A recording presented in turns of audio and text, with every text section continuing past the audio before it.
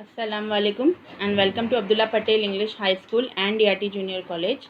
Today we are going to start by our subject history, chapter number 6, Indian struggle against colonialism. I hope you people remember we have already studied about the topic colonialism. So how we people have struggled, fight against this colonialist, that we are going to study in detail in the chapter. In this chapter we have to deal by total 9 points. Here in your textbook it has given 6.8.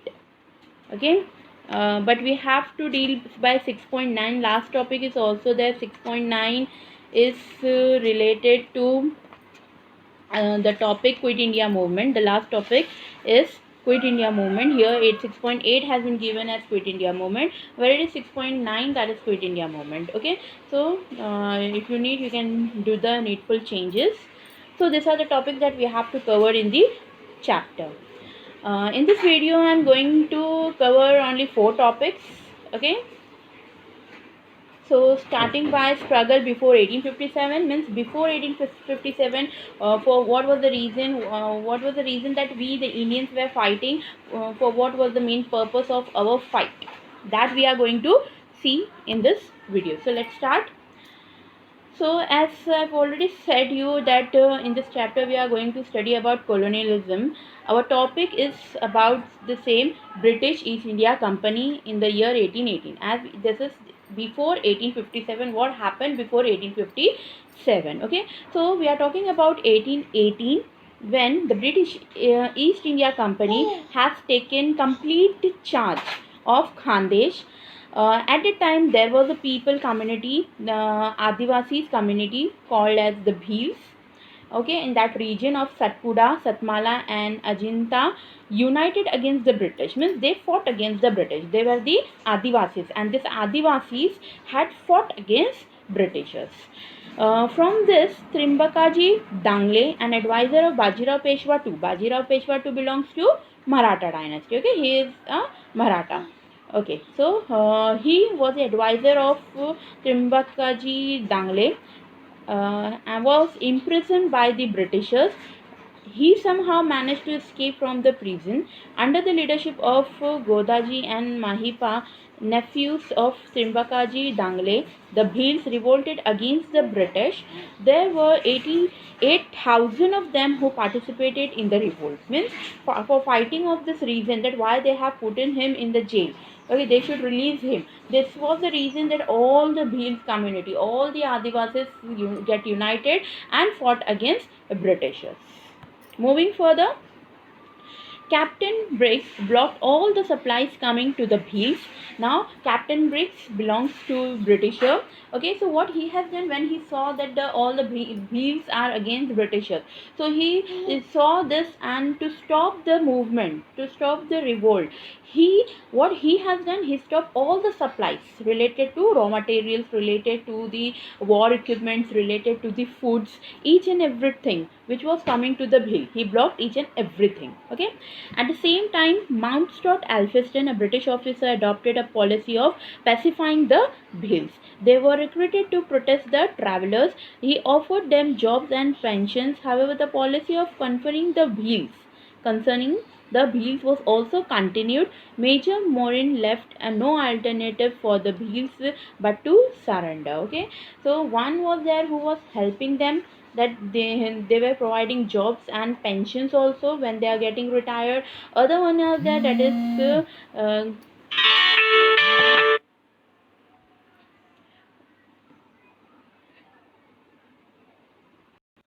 okay, so the jobs were given to them was of that they have to protect the travelers. Okay, this was the job given by British officer only. For this job they were getting the pensions also after their retirement. Next officer was Major Morin, left no alternative for the Bhils but to surrender. Means whatever they are doing, they finally they have to surrender themselves. There will be no profits for them. Around 1822, the revolt under the leadership of Hariya Bhil was crushed by Captain Robinson. Another revolt of the Bhil, in which thousands of Bhils participated, was crushed by Lieutenant Outram. However, he also stayed among the Bhils and won their confidence. He tried to bring them in the mainstream of urban life. Means he just wanted to change the life of the Adivasis. He just want to show them modernity. He wants to take them to a new world, make reach the facility of the modern world. Okay, he adopted, for this reason he adopted measures like declaration of amnesty, land grants, agricultural loans, tagai, reprieve from the past crimes, and recruitment in army to weaken the opposition from Bhils. These were the major works done by Lieutenant Outram. Hansaji Naik ruled the region of Nanded. He refused to merge his territory in Nizam's domain. On the contrary, he conquered some forts of the Nizam. A war was inevitable. Major Pitman, Captain Evans, Captain Taylor, with a regiment of 400 soldiers joined Nizam for his protection. The war continued for 25 days. In the end, Hansaji was defeated. Now, finally, as Hansaji has taken the responsibility that we are not going to merge the territory, okay, as he refused to merge his territory in Nizam's domain. So, some steps were taken by the Britishers. Who were they?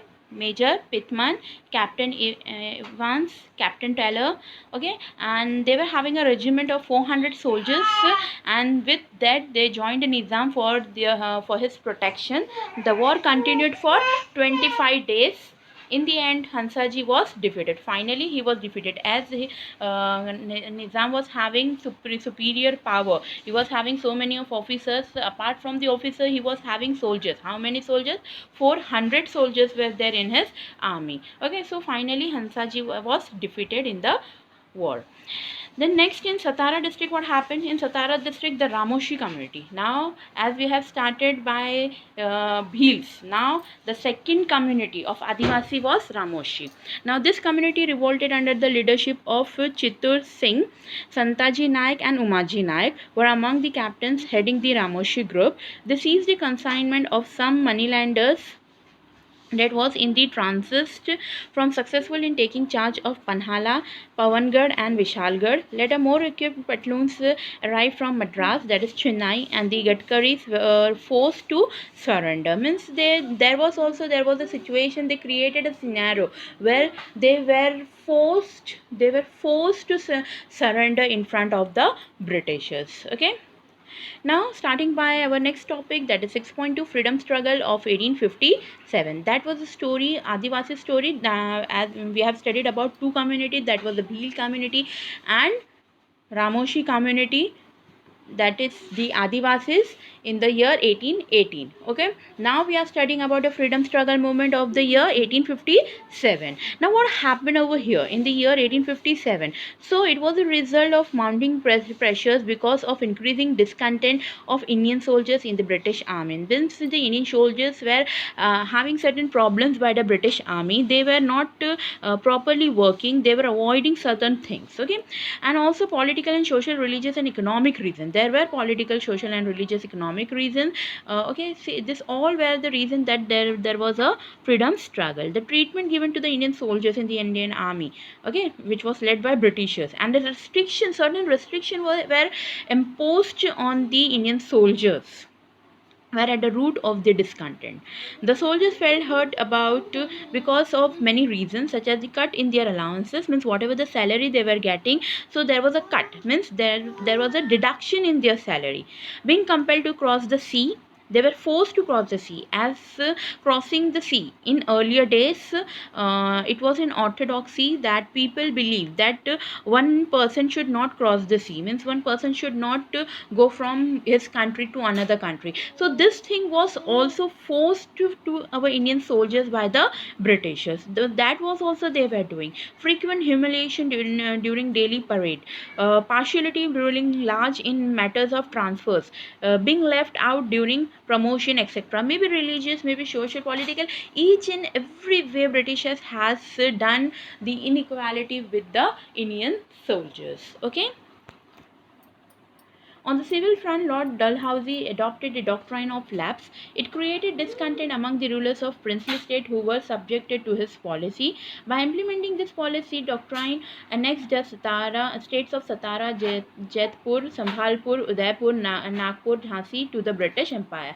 Now, what is doctrine of lapse? Doctrine of lapse is that those states who are having their higher, they are safe, but those states who are not having their higher, they are having their relatives, or they have handed to their nobles, okay, so they should give their states to this British government. So that was the policy of doctrine of lapse given by Lord Dalhousie, and by this, using the policy of doctrine of lapse, he has taken under the states of Satara, Jaipur, Sambhalpur, Udaipur, Nagpur and Jhansi to the British Empire. Annexation of the princely state put the soldiers in the army out of job. Now this was the reason again that the soldiers who were working after the annexation of the princely state, they were jobless. They returned to agriculture, increasing the pressure on the cultivable land. And as already the farmers were working on the land, so now the soldiers who were jobless, they are also started working on the agricultural land. So there was pressure on the cultivable land. Gradually, people also began to believe that through administrative policy, the company government was trying to destroy their religion.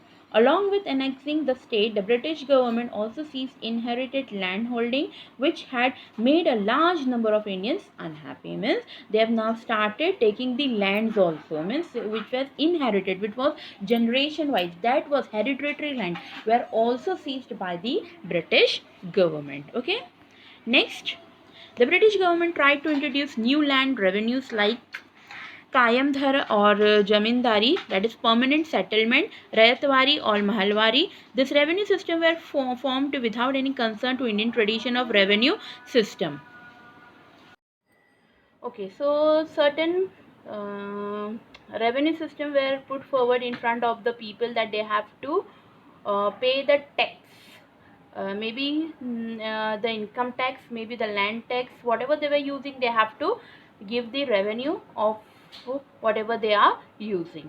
Okay, and this was against the tradition of our revenue system of our Indian society, but they have never asked us that we are levying these kind of taxes. So Indian cropping cycle and Indian climate. The new revenue system introduced by the British made the common farmers penniless while making the government and the landlord rich. Now what happened, as our Indian climate was not subject, it was not like we want rainy season so there will be rain, we want the thunderstorm so there will be thunderstorm. No, it is not like that. It was depend on entirely on the nature. So here nobody can help. So what happened, farmer were in loss, they were penniless as they were paying the revenues. Okay, and the government, that is the British government and the landlords, become rich and rich by day. Earlier, the land tax could be paid by way of food grains and other commodities. Now, the farmer had to pay it in hard cash. Despite of good or bad harvest, there was no option but to pay the tax. Means now, earlier as it was a barter system, so there was a system of exchanging. But now there was no barter system, so people have to pay in cash. So this was not liked by our Indian people. Okay, and whatever the harvest may be, maybe it is good or maybe it is bad. So it is compulsory to pay the tax. There was no option for the situation that if there is famine, if there was no rain, so if there was no system that you cannot you don't have to pay, then also you have to pay your taxes. More or so, if there was a famine, the farmer was driven to a drier condition. Droughts, epidemics used to affect people and animals the most. So the who were the people who were affecting? The common people. The animals were suffering from the situation. However, the British outlook used to be absolutely unsympathetic. Thus, the farmer was caught between the government and the moneylender. Earlier selling of the agricultural land was not allowed. Now the British government defined agricultural land as sellable. The farmers who were in difficult situation had no alternative but to sell portion of their land for getting some hard cash. Now what happened earlier in the region of the kings, the farmers were having agricultural land, so agricultural land was not allowed to sell. But now, as in the rule of British government, British has allowed that agricultural land can be sellable, and for the paying the hard cash, farmer has was forced to sell his portion of land, agriculture cultivable land. Okay, that was the reason of selling the land of the farmers in their difficult situation. Land thus acquired were brought under cultivation of cash crop like indigo by the British owner. The laborers employed on their plants were exploited to the utmost. Their conditions were miserable. Unemployment, despair, disbelief loomed large all over India, which had made the life of common people very, very, very difficult.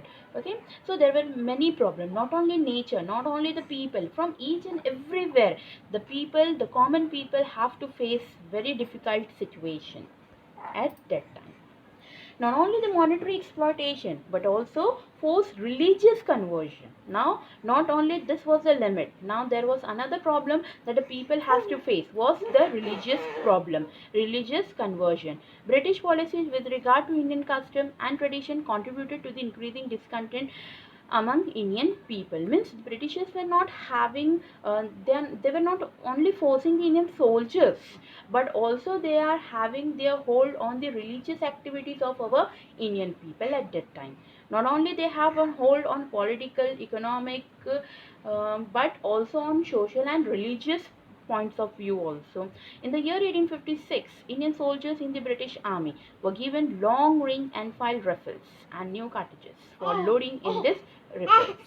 A rumor spread in army camp that these new cartridges are simmered with cow and pig fat. Now this was a new problem for the Indian soldier. Already they were forced. They were having lot of burdens on their soldiers, that they have to follow the rules and regulation of the Britishers. There was inequality, there was inequality in front of the Britishers and the Indian soldiers, but then too they were doing their jobs. Okay, though they have to cross the seas, but then too they were doing their jobs. But now what happened? There was a rumor spread in the Indian army that the guns which they were having, the Enfield, so it was loaded, it was having the fat of cows and pigs. So here the Muslim soldiers uh, having a fat of pig is taboo for Muslim, and having the fat of cow is taboo for Hindu people, right? So it was against our religion, and this thing, this rumors has been spread that these rifles are having this fat. So in order to load the gun with the cartridge, one had to break it open with teeth. So we have to take it in our mouth. So this was against our religion, right? So the idea of breaking a cartridge seamers with cow or pig fat with one's teeth was repugnant to Indian soldier for religious reasons. The Indian soldiers who refused it were forced to do so by the British. Means they were not removing from the job, they were forcing the people, forcing the soldiers, that compulsory you have to open this thing from your mouth, you have to use your teeth and you have to open it before using the rifles. Finally, in the month of March of 1857, Mangal Pandey, I hope you have listened his name, Mangal Pandey, who was posted in Barakpur cantonment, gave a vent to the rage of Indian soldier. The British punished him by hanging to death. This escalated the fury among Indian soldiers. Soon after this event of the uprising to the Mughal Emperor Bahadur Shah, he was reinstated as the ruling emperor of India, declaring him to be Shahenshai Hindustan. However, he was the nominal leader of the uprising. Its de facto leader were Nana Sahib Peshwa, Tatya Tope, Rani Lakshmibai, Maulvi Ahmadullah, Begum Hazrat Mahal, Kunwar Singh, and Senani Barkhat Khan. The uprising was more intense in Delhi, Kanpur, Lucknow, Jhansi, and some parts of West Bihar. Barkhat Khan took the responsibility of assuring the safety of Delhi. So this was the thing that all the people in India, from the different parts of our country has taken the initiative. On 27th May 1857, the British Army attacked Delhi with an intention of recapturing Delhi. They staked their entire strength on this purpose. Brigadier John Nicholas was killed in the battle. Ultimately, the British could conquer Delhi because of Sir John Lawrence, a British diplomat and the Sikh patroon. British General Hodgson was the one who arrested Bahadur Shah. After arrest, Bahadur Shah was sent to Rangoon, that is Burma, or you can say Myanmar, and over there he died in the year 1862. So Bahadur Shah, he was arrested. Who arrested Bahadur Shah? General Hudson arrested Bahadur Shah, and where he sent to Bahadur Shah to Rangoon, okay, where he died in the year 1862. Prior to the capture of Delhi, the feeling of dissatisfaction had spread in many places, and the riot was quickly intensified in Ayodhya, Lucknow, and the northwestern province. Very soon it spread like a wildfire in Aligarh, Etawah, Mathura, Bareilly, Azamgarh, Faizabad, Kanpur, Jhansi, and Ahmedabad. The Indian soldiers at Jalandhar, Ludhiana, Multan, Sialkot in Punjab actively responded to the uprising. Similarly, instances took place in places like Gwalior, Indore, Mahau, and Sagar in Madhya Pradesh. The uprising reached Nasirabad, Cantonment, and rest of Rajasthan. Means slowly and steadily, but it has spread in each and every part of our country. The uprising also reached Dhaka, Chittagong, and Madariganj, presently in Bangladesh, and Bhagalpur in Bihar. In Bihar, the soldiers at Dinapur near Patna revolted under the leadership of Kunwar Singh, who was a landlord from West Bihar. Kunwar Singh also received a good response from places like Hazaribagh, presently in Jharkhand, this is, and Devgarh, Sambhalpur in Odisha. Nana Sahib Peshwa led the uprising from Kanpur. General Havelock went to Kanpur to suppress the uprising. Nanasaheb Peshwa and Tatya Tope made an unsuccessful attempt of keeping their hold on Kanpur. Sir Colin Campbell, the British commander-in-chief, defeated Tatya Tope and regained the control over Kanpur. Now, this was the new thing in the history of our struggle movement, that what happened in Kanpur. Okay. Moving further, in this war, Tatya Tope and Begum Hazrat Mahal were initially on the winning side, means they were winning from the Britishers, and the British army under the leadership of Havelock and Outram was not very successful to begin with. Then the king of Nepal, Jug Bahadur, arrived with his Gurkha platoons to help the British. Maulvi Ahmedullah led the army of Indian soldiers. Colin Campbell, with his military skills and experience, conquered Lucknow. Means over here, it was not like each and every Indians were fighting against Britishers. Certain peoples were there who were against Britishers, certain were there, some were there who were against their own land. In the Britishers also, some British, all the Britishers were fighting against Indian peoples, but few of them were there who gave support to Indian peoples also. Okay. Governor General Lord Canning ordered Colonel Nile to march to Banaras, that is Varanasi, and Allahabad. The revolting soldiers had a great backing in the cities. Colonel Neil uh, used cannons to answer the rifles of Indian soldiers. His tactics took a crucial turn when he ruthlessly massacred and hanged many people. Hearing the news from Varanasi, the soldiers in Allahabad reacted by taking revenge on the Europeans in the city. Many Europeans were killed over there. When Colonel Neil came to know this, he straight away proceeded to Allahabad and indiscriminately killed the Indians. The British atrocities reached its climax. Now, finally, it has been completed. Whatever the atrocities they were doing, whatever the problems they were creating for the Indian people, now it is the final result for the Indian people to show or to give the back answers to the Britishers. Now it is enough. Whatever the things you are doing, it is enough for us. Now we are not going to listen. Okay. In Jhansi, the Indian soldiers rose against the British. They got organized Under the leadership of Nana Sahib Peshwa, Tatya Tope and Rani Lakshmibai, the Queen of Jhansi, Field Marshal Sir Hugh Rose put Jhansi under siege. Tatya Tope came to the Queen's rescue, but he was defeated by Hugh Rose. The British also conquered Kalpi. Lakshmibai, the Queen, died in the battlefield. Sardar Mansingh of Gwalior handed over Tatya Tope to the British by treachery. Treachery means by cheating, dhoka. Okay, Tatya Tope was hanged to death in the year 1859. Nana Sahib Peshwa, wife of Bajirao Peshwa II, and nephew Rao Sahib escaped to Nepal and settled there permanently. Now, finally, as they have seen that now we are not safe over here, so they just ran away from the battlefield. Okay, and in this battle, we have lost the diamond of our history, that is Queen Rani Lakshmibai. Next, in Maharashtra, what happened in Maharashtra at that time? Rango Bapuji Gupte attempted to organize a rebellion at Satara, but he was unsuccessful over there. His associates were punished for it. Baba Saheb Bhave, the ruler of the Nargod state, joined the uprising in 1858. The British government got a whiff of the plan of revolt in Mumbai. Immediately, the people who were involved in the plan were blown to death by tying them to a cannon. The Bhils in Khandesh also joined in the revolt. Their leaders Bhima Nayak and Kajar Singh Naik seized the government treasury worth 7 lakhs. Means they looted the treasury of government of 7 lakh. The Bhils and the British confronted each other at Ambapani, that is Jalgaon district.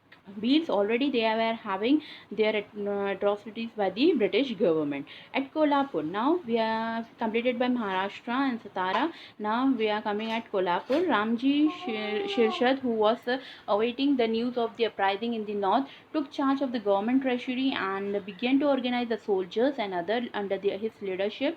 In response to the uprising, Chima Sahib, a member of the royal house of Kolhapur, also joined and took over the leadership of the rebels. The uprising was supported well by the people in Kolhapur, Belgaum and Dharwad. Means there was no state over here that has not participated. But there were some people. Because of those people we have lost. Okay, as they have not given their full 100%. So this was the reason that we have lost in front of the Britishers. But each and every state had participated in the revolt of 1857 at that time. The nationwide rage created by the war of 1857 could not be quelled in short time. It continued for more than a year. The number of soldiers involved in the war at Delhi, Meerut, Kanpur, Lucknow, Gwalior, and some other places was considerably large, around 1 lakh and more than that, but it is just a ratio has been given that 1 lakh people were there. They were adequately armed, they possessed right state of mind, also not lacking in valor, and yet they were defeated. Now, it was not like that nobody knows how to fight and everybody knows to fight. No, it was not like that. Means those who know fighting and those who do not. Each and everyone has taken participation in the war, and they have shown their valor. They have shown their love for the country. Okay, and yet they were defeated. But then too they were defeated. Now the reason of defeating this was that. The people were having against the people were against their own country.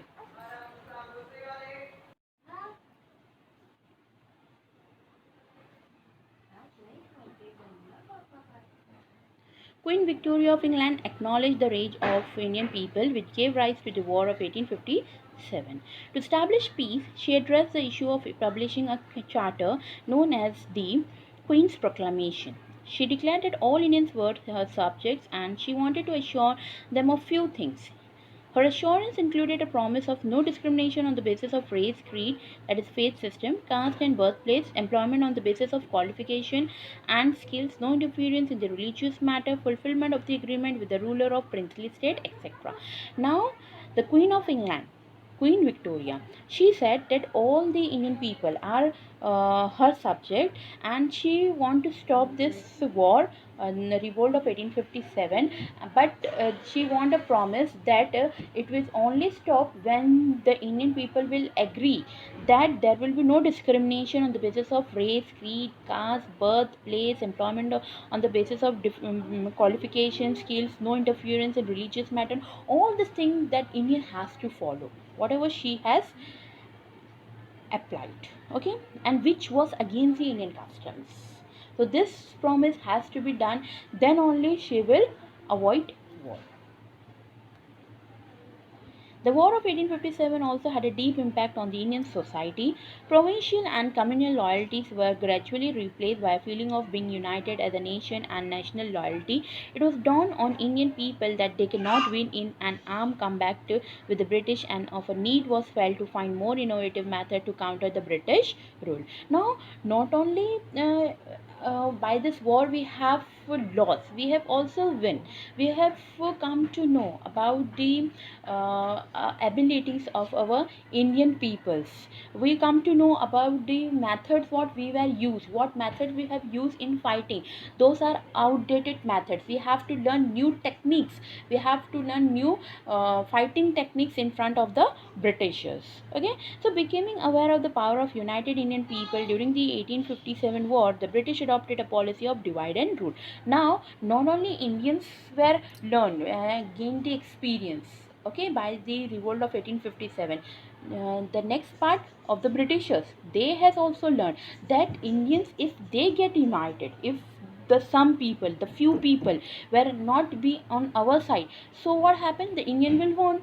But due to that few peoples who were opposing their own country, who were the enemies of their own country, that was the reason that the revolt of 1857 was a failure. Okay, so if we have to win, so we should have a policy of divide and rule. First we have to divide the Indian people, and then we have to rule on them.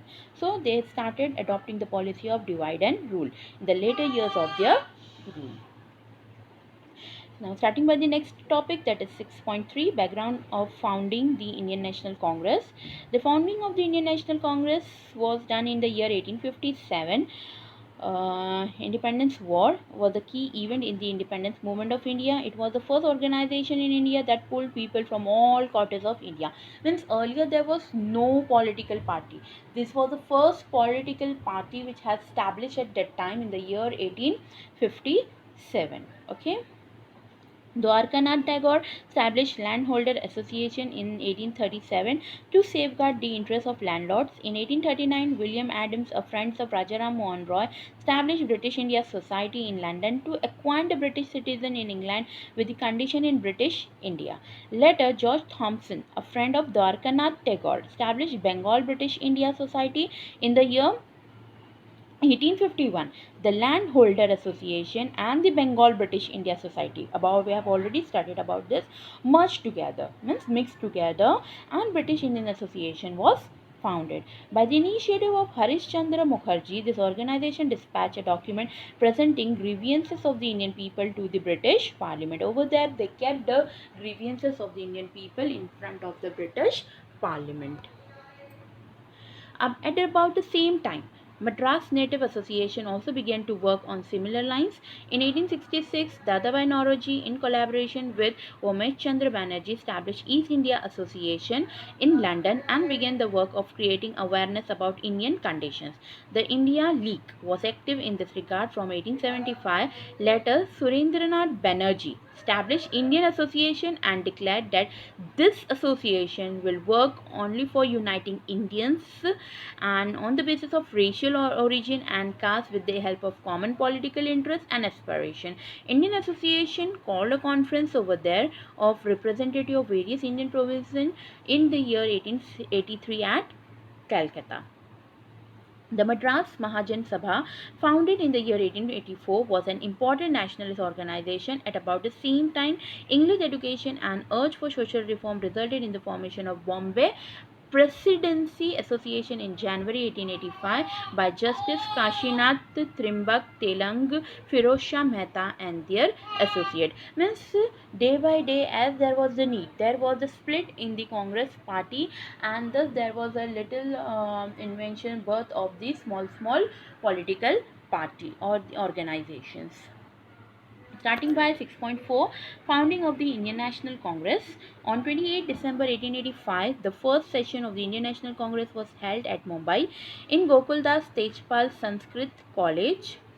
It was attended by 72 delegates. The first meeting of Indian National Congress was attended by how many people? 72 people. 72 delegates from various parts of India attended the meeting. Ramesh Chandra Banerjee presided over this session.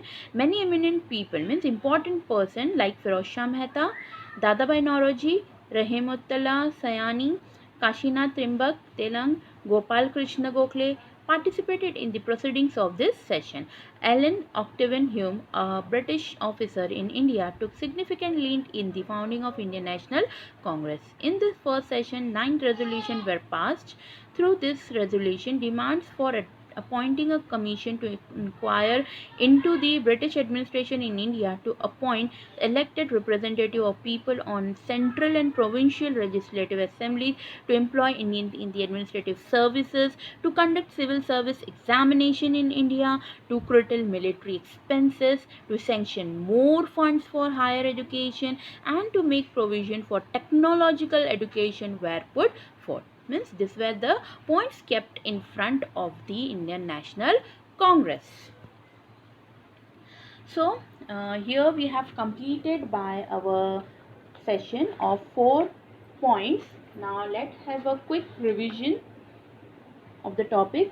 As we have started by struggle before 1857, in this the important points are, take your textbook and mark it down the important points very quickly. The first point we have studied in this is, in the year 1818, the British East India Company took complete charge of Khandesh. The Bhils in the region of Satpura, Satmal and Ajinta united against the British. All the revolts of the Bhils were crushed. Lieutenant Outram tried to bring the Bhils in the mainstream of urban life. Hansaji Naik ruled the region of Nanded.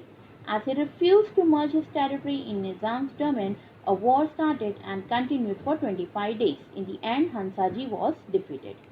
In Satara district, the Ramoshi community revolted under the leadership of Chitur Singh. Santaji Naik and Umaji Naik were heading the Ramoshi groups. The British caught Umaji near Bhor and he was sentenced to death. In 1828, Honda Sant Tandulwadikar, in charge of Mahadevgarh, rebelled against the British. Many other revolts followed. Captain Outram permanently ended this.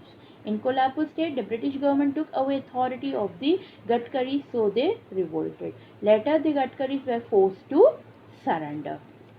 Next, we have studied the topic about freedom struggle of 1857. Here, the important highlights of the topic is, the freedom struggle of 1857 was the result of mounting pressures because of increasing discontent of Indian soldiers in the British Army, and also highlighting the political, social, religious and economic reasons.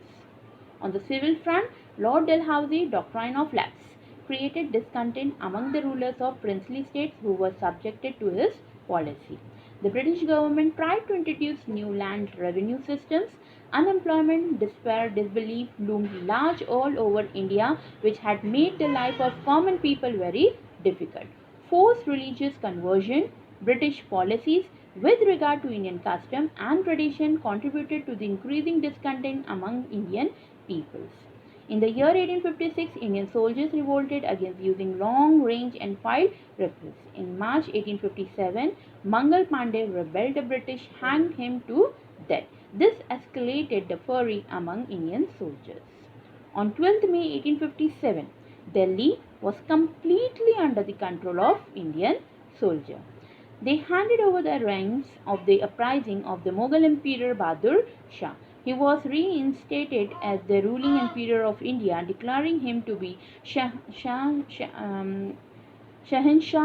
Hindustan. This was the beginning of the revolt of 1857. The nationwide range created by the war 1857 continued for more than a year. The number of soldiers was considerably large and yet they were defeated. To establish peace, Queen Victoria issued a charter, the Queen's Proclamation. The British adopted a policy of divide and rule in later years of their regime. Then the next topic we have seen is the background of the founding of the Indian National Congress. That was a key event in the independence movement of India. It was the first organization in India that pulled people from all quarters of India, or means all parts of India. Many regional organizations also came into being. Then we have seen the next topic was founding of the Indian National Congress. When it has founded?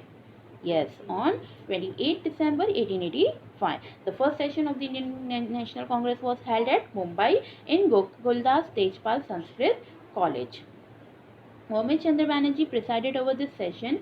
Many eminent, important people like Firoz Shah Mehta, Dadabhai Naoroji, Rahmatullah Sayani, Kashinath Telang, Gopal Krishna Gokhale participated in the proceeding of this session. Alan Octavian Hume helped in founding of Indian National Congress. Okay, so here we have completed by our video. So till my second video, stay at home, stay safe. Thank you so much for listening my video.